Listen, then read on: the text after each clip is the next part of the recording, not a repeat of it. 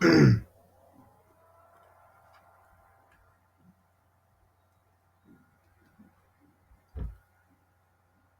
friend, welcome back to my YouTube channel.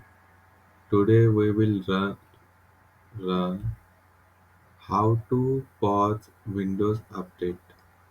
Okay, so you want to pause the Windows update, then how you can do it.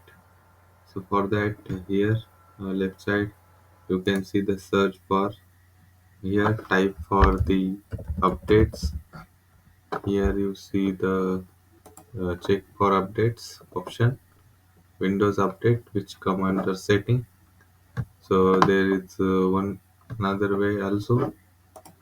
So click on here, and then here also you can find setting option.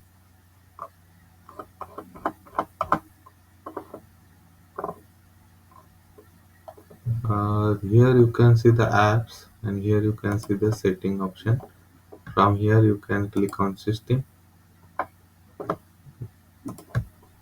Wait, setting, update and security. So from here also you will get the update option. In here you can see pause update for 7 days.